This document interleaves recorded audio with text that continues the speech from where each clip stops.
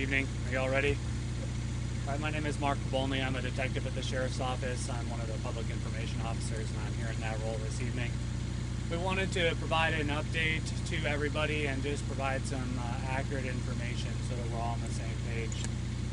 We treat all missing person cases with an open mind. That means that we don't make assumptions about what might have happened, and that's been the case with this investigation since we got the report.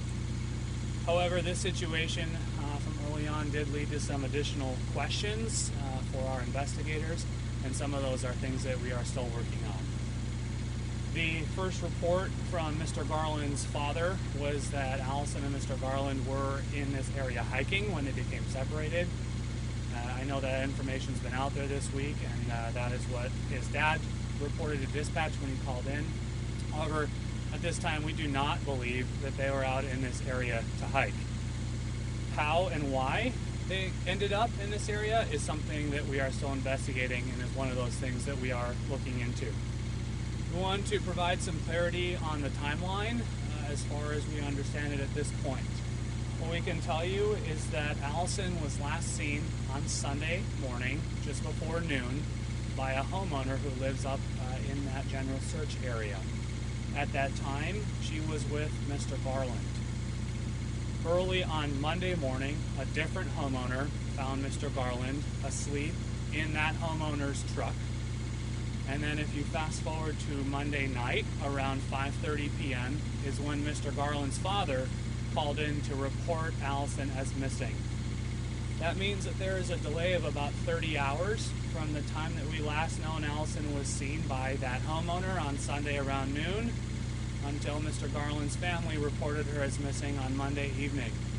That delay is concerning to us, and we're trying to put together what happened in that intervening time. Once we got that report on Monday evening around 5:30, our deputies immediately responded to start looking for Allyson. They found a truck, which was later determined to be stolen, and a short time later found Mr. Garland in the same area. Our deputies took Mr. Garland into custody. He was arrested for some theft and fraud charges on an unrelated case that has nothing to do with this. That's from something prior. He also had several warrants, which are also unrelated to this investigation. And then, as you know, he was taken into custody on some charges related to that stolen truck. We're still trying to learn as many details as we can about Allyson's location and Mr. Garland's location and their activities over the weekend and then through into Monday throughout that day. We want to make it clear that we are focusing our search efforts on this area because that is the last confirmed report of where Allyson was seen. However, with the time delay, it is possible that Allyson is no longer in this area.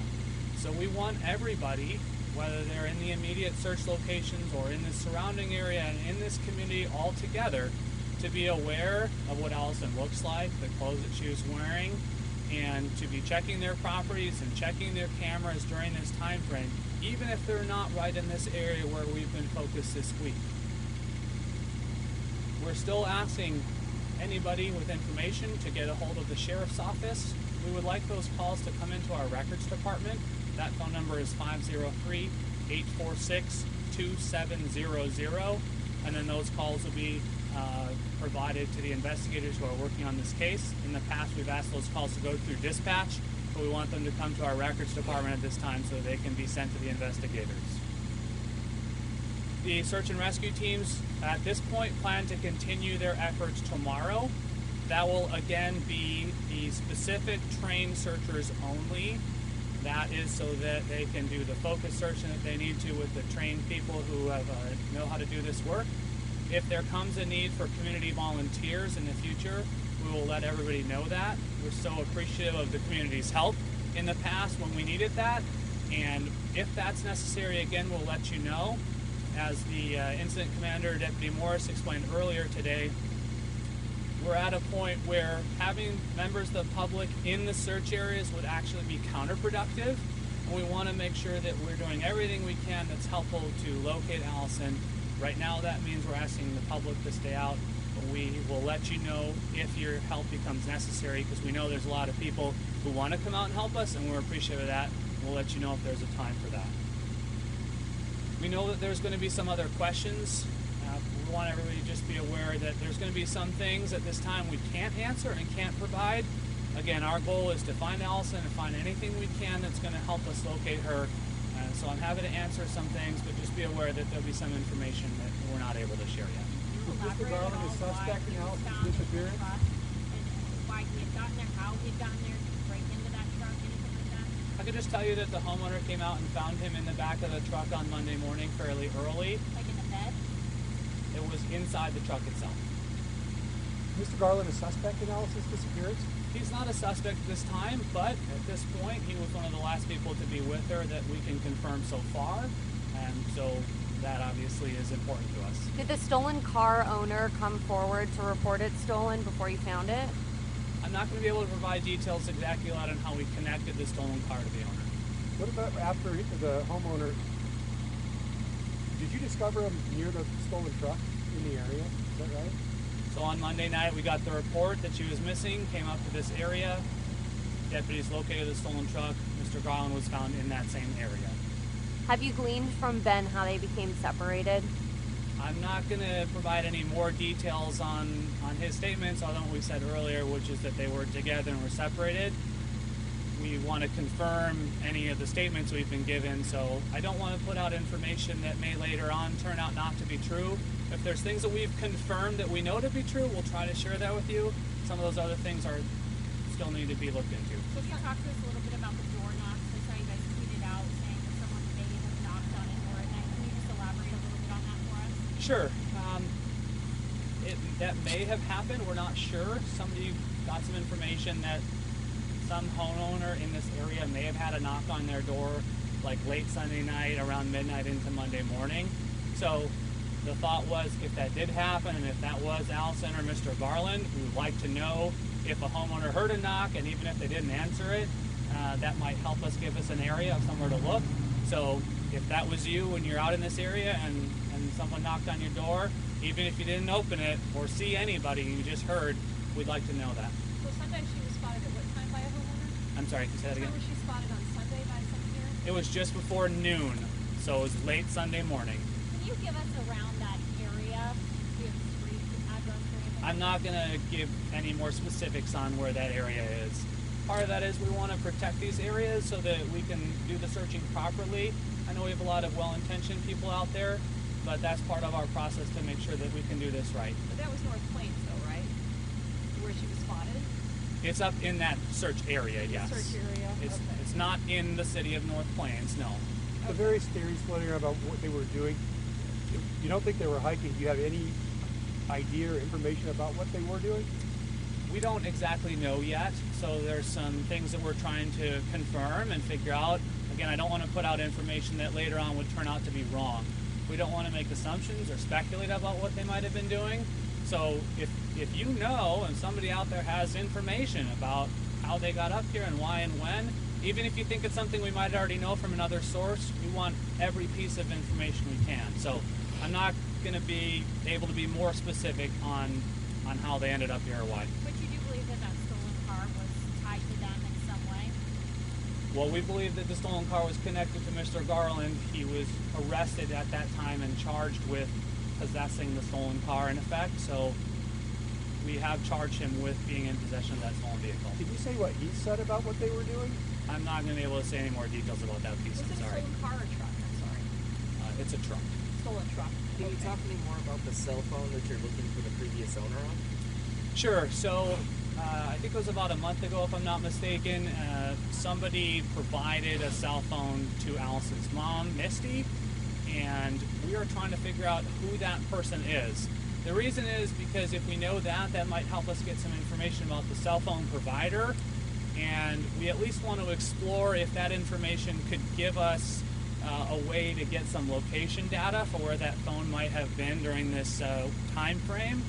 We don't know yet if that's going to be possible, but we'd like to find out, and to do that, we need to know whose phone it was, what the phone number was, and get some of those other details. This is still not a criminal investigation. These cases just get treated as a missing person investigation unless there's something specific to push us into that direction. So that's part of us just being open-minded and figuring out what may have happened without closing off any possibilities. I know it's not a legal phrase, but is Ben Garland a person of interest? I'm not going to assign a specific label to him yet in connection with this. Again, until we know some more of the facts, so we don't want to put on information that will be wrong. At what time did the homeowner find Ben on Monday morning? I can- I'm sorry. I missed it. What time did you say that he was found in the truck on? It was earlier on Monday morning. I'm not going to provide an exact time right now. It was early Monday. And what time was she reported missing? Just after 5:30 on Monday night. Okay. Does the sheriff's office suspect foul play in any way? Again, we're open-minded about whatever may have led to her disappearance, but that doesn't mean that we're going to just deal with one possibility only. So there are some things, like I said, in this case that make us concerned. The fact that there was a 30-hour delay and the time we know she was last seen until the time she was reported is one of those things. The fact that Mr. Garland was found in connection with the stolen vehicle is another one of those things. So anytime that we have some of those other layers, that makes us ask some questions, and those are things that we're trying to figure out. I saw that Mr. Garland is facing, I think, 3 other charges: assault, coercion, unlawful use of a weapon. Can you talk about those charges and why he's facing those now? I believe that those are just the probation violation issues, that they are not new current charges, but those are things that he was on probation for in the past. We can double check that for you, but I don't believe there are any new current charges for those things. Has he been helpful to investigators? I'm not going to comment further on anything that he said to us. So the charges that he was arraigned on the 26th, some of those were in connection with that stolen truck that was found near the area he was found in at that time. Is that right? That's correct. Some of Okay. them were in connection with that. Some of them were in connection with things that have nothing to do with this case whatsoever. You said you were trying to figure out the phone number connected to Allison's phone. Is that correct? We want to talk to the person who owned that phone before, and they gave it to Misty, who then gave it to Allison. And once we know that, we want to use some of that information to try to get some of the cell phone provider data so that we can see if that might prove useful in helping find out where that phone was. Yeah, I guess I'm that's just why trying we to want that. understand why Misty wouldn't have Allison's number or that It's email not that we don't associate- have a current phone number. We would like to have the previous information. Got it. As we explained earlier, her phone does not have regular cell phone service. It's a Wi-Fi only phone, so it doesn't have a typical phone number. Is there a reason she wouldn't know who gave her the phone? The phone was just provided to her, I believe, by somebody in the community, and so it's not like it was somebody who was just known to her, a friend or anything like that. Okay, we'll provide another update if we have anything, of course, and then we'll be back out here tomorrow as that search and rescue continues. And we just thank the public for all their help, for all the partners who've been out here helping us all week long, and we'll provide you any other updates as we can. Thank you. Thank you. Thank you.